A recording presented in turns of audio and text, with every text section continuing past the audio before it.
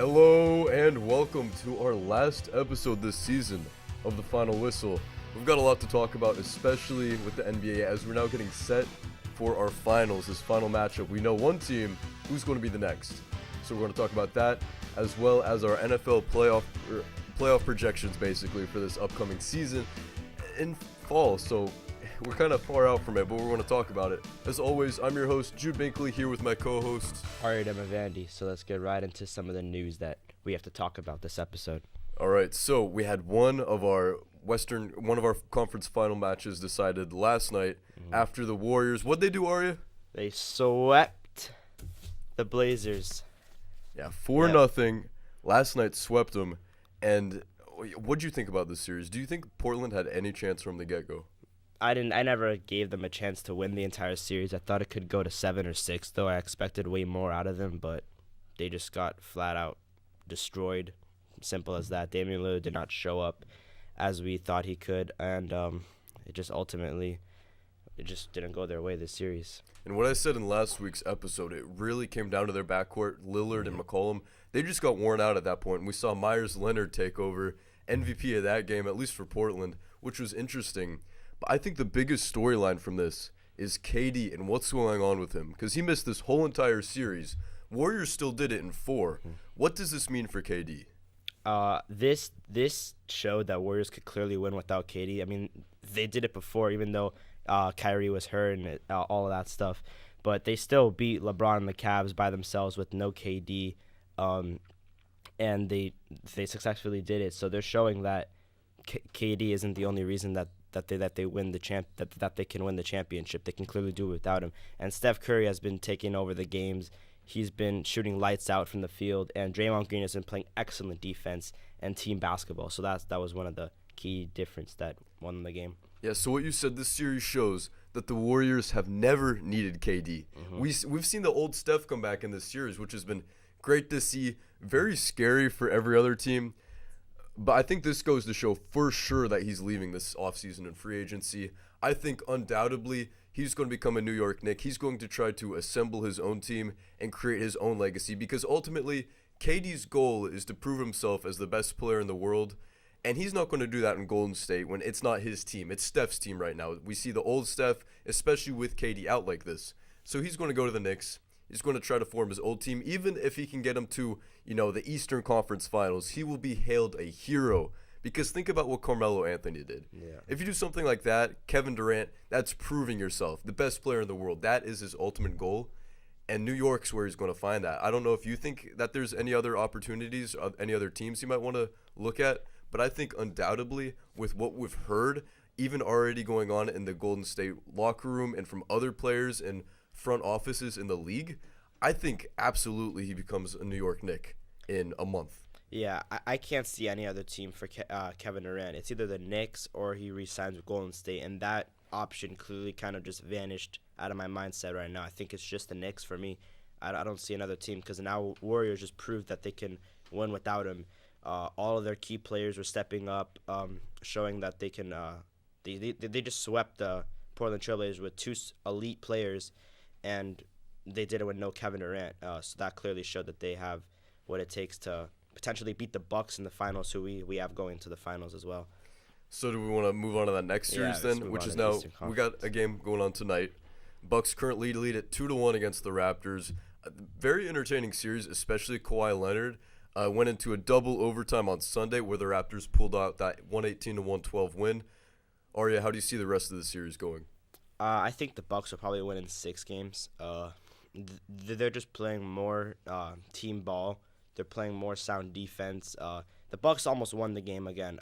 It went to overtime. Bucks almost won. They just made a few minor mistakes, which ultimately cost them the game. But I see the Bucks winning in 6. And Toronto's been playing not their best basketball, but they've been putting up some fight against the Bucks. Yeah, and I'm in agreement with you. I think the Bucks do win it in 6. We've seen Toronto, especially Kawhi Leonard, who he might be hurt or something. He's starting to look a little tired out there. But they have been able to play slow ball, which is nice. But the one thing I'll say about both of these teams, they look good, but they look like runner-up teams. Yeah. Neither of these teams are going to get past Golden State. Like, that's final. Yeah. So I think it is Bucks Warriors. We're in agreement with that. But totally agree. I don't think the Bucks have a chance, especially if the Warriors don't have KD. They've been scoring more without KD. They were able to sweep Portland when in the earlier rounds with KD, they were winning by just under 10 They points. struggled with the Clippers, and they had a little bit of trouble with the Rockets in the beginning. When they were in Houston. So it clearly showed that they have what it takes. Like I said before, there was 2 triple doubles last night that I like to say. Steph Curry got one and Draymond got one, which is the first time in playoff history that 2 teammates ever got a triple double in a single game, which is pretty cool to see that happen. So they have some momentum behind them, and that's going to carry on to the finals, I believe so. Yeah, and if Golden State plays small ball against the Bucks in the finals, it's over. Yeah. Like, there's no way, right? Yeah, they're just going to because they have two of the best shooters ever, arguably, and Klay Thompson and Steph Curry. People put the argument out. There's a bunch of other shooters, but they're some of the best shooters ever, so they can just shoot out from the arc, and 3-pointers are better than 2, isn't they? So. Yeah, so that is our projections for the NBA playoffs. We'll see if it pans out any differently, but I think that's what most people are in agreement with. Yeah. For the most part, it's been a little bit more entertaining than past years, but we're seeing Golden State probably going to dominate again in the finals. I don't think that'll even go to 7. I think it'll go to 5 or 6, or like something like that. But I do expect some fight from Milwaukee. Just considering Giannis is insane, he's such a good player.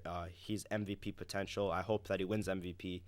But we'll just have to wait for that to come out. Anyway, you want to go talk about some hockey or NFL? What do you have? Let's go full circle since we started the show talking about football. That's how we should end it. So let's go into our football projections. Aria, if you want to kick it off. All right. So let's just start with my team, the Rams. I have us going 14-2. A little biased there, but I think that's what's gonna happen. The only 2 games that are gonna be a little iffy for us is the Saints game. We could easily lose that to the New Orleans Saints, who are a great team, as you guys all know.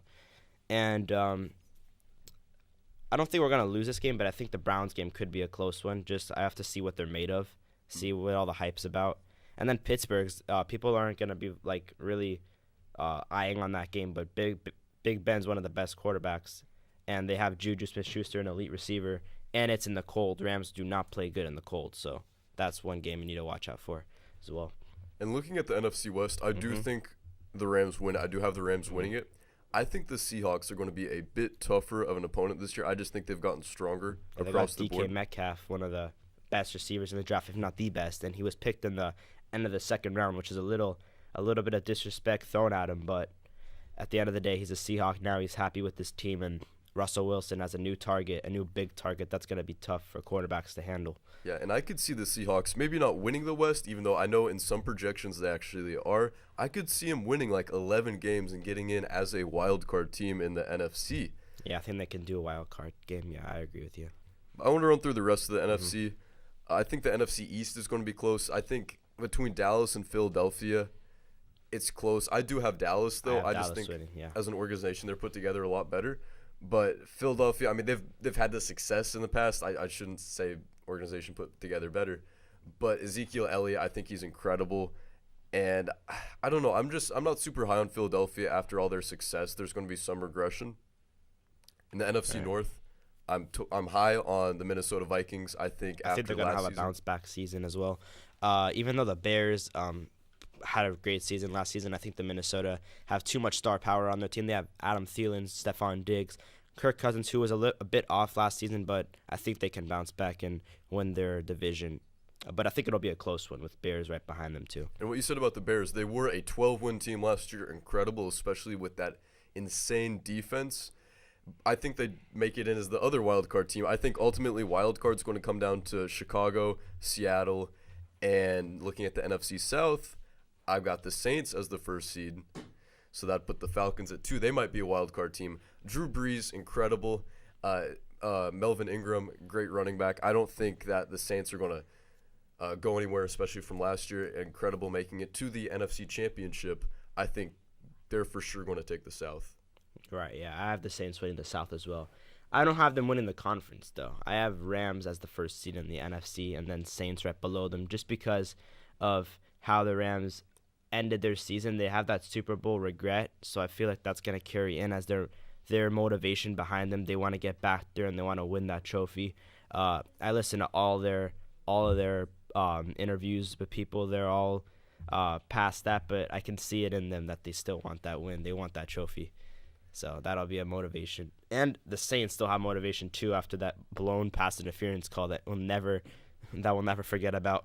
Yeah, that's going to be a huge storyline, especially when these teams, they're going to play week each other. Week 2. Yeah, right off the bat, we have the Saints and the Rams playing in week 2. Yeah, that's going to be something that a lot of people are going to talk about from both sides, and we'll see if that has any effect on morality or, just the whole dynamic going into the game. Let's move on to the AFC. I think the easiest division to call, even though that I think they will see some regression.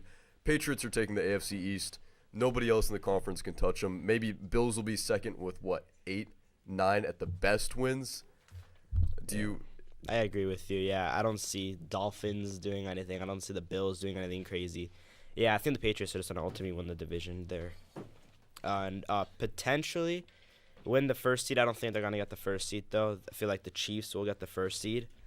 But that's going to be that's going to be a conference that's not super it's like I don't know exact, I don't know who I'm going to pick for the top pick. It could be easily Chiefs. Chargers are up there too. They've been playing great football, and then the Patriots are always the team to eye on in the AFC. So who do you think about Looking that? at the AFC West, the Chiefs are my favorite. They're also my Super Bowl favorite. I agree. I think Pat Mahomes is incredibly flashy. Probably get a 13-14 win season. I think they could very much have the best record in the NFL. They've got a tough division, though, because the Chargers I have right behind them. I think they'll be the first wildcard team as like an 11-win team, especially since they did pretty well in the playoffs. They did lose to the Patriots, but they'll be coming back. They've got experience, and they have a team, especially around Phillip Rivers and the receivers. And in the AFC West, excuse me, they have the Raiders, who picked up Josh Jacobs out of the draft, and Antonio Brown, one of the best receivers, if not the best receiver in the NFL. So that's going to be another team to watch out in that division. They could easily upset some games against them. I just have to look at their defense to see what they have. They have some work to do. So far, it's just names. I haven't seen anything yet, but if the names transfer in and scoring and gameplay, they could easily be a team to watch out for. All right, and let's cover up these last two divisions. AFC North, a surprise but not a surprise. Number one, I got the Cleveland Browns. With what they're doing, I see them, and it's weird to say, it's weird to think about, but I don't see any other team winning it. The Steelers will be close. They could potentially be a wild card team, but I don't think so, especially when you look at the AFC South. The Browns, we haven't seen it obviously yet, but with Baker Mayfield, Odell Beckham, how can you not pick them? And Jarvis Landry as well. He's another Absolutely. Great receiver. That division, I can't pick a winner exactly. If I had to, I'd probably lean towards the Ravens just because they've been there and done it last year. I haven't seen anything yet for the Cleveland Browns, but I feel like after two or three games, I can have a more more of a feel for who I have in that division. But right now, it's a really close win. All three of them could easily be wild card or division winners. So I'd probably lean towards the Ravens slightly just because of how they have Mark Ingram now running back. They got Lamar Jackson in his second year. He's going to probably pick up more. He's going to probably start passing more instead of running all the time. And, the Steelers are always going to be up there, too. They have Big Ben, Jarvis, Juju, my bad, and James Conner, who's been playing great last year, too. So that's going to be a tough division to watch out for. And then wrapping up these projections, looking at the AFC South, a division that's been historically tough to call, especially in the last couple of years. I've got number one, after a lot of deliberation, I think the Titans can do it. That's what I was asked. That's what I would have said. The Titans, I have them winning it also. And then looking behind them, I think the Colts very much potentially a wild card team winning maybe 10 games. But I think the Titans just as a team, and especially since they made it last year, I think they have the potential to come back and do it again. But the AFC South, it's always been a throw-up. Even if you think about the Texans, I don't think they're as good as past years. I don't think the Texans are going to make the playoffs. If I had to pick two teams, it would either be the Titans or the Colts out of the top two out of that division. The Texans, they went on that historic run, 9 games in a row or 8 games in a row. during the season after they went 0-2. So if they do that again, they can make the playoffs. But I don't see that happening again. I think the Colts and the Titans will ultimately it'll ultimately come down to those two. So Aria, I know it's months and months away, not until 2020. I can't wait. But who is your Super Bowl matchup, and who's your Super Bowl winner? Rams, Chiefs. Rams win the Super Bowl. Okay, well, mine's not super different. I've got the Chiefs against the Rams, even though I think the Rams or the Saints could come out on top. And I have the Chiefs winning it. As I said, they are my Super Bowl favorite. But just something to throw around, since we spent the first episodes of this show talking about this, football and the playoffs. It's 107 days away. Why not just bring it back a little bit? We felt football this episode. You wanted to talk about it, and that we can't wait till that happens. So, is that all we have to talk about today? That's it. Yeah. With that, we're wrapping up the first season of The Final Whistle. Yeah. So we'd like to thank you all for tuning in and following us throughout this semester of school. Aria will be back next season. I'm going off to college. Yep. Hopefully you can find a new co-host. Hopefully I can find someone that likes sports like Jude, so I can continue this series with you guys. But with that, it's been Aria, Jude Binkley, signing off. I just can't live alone.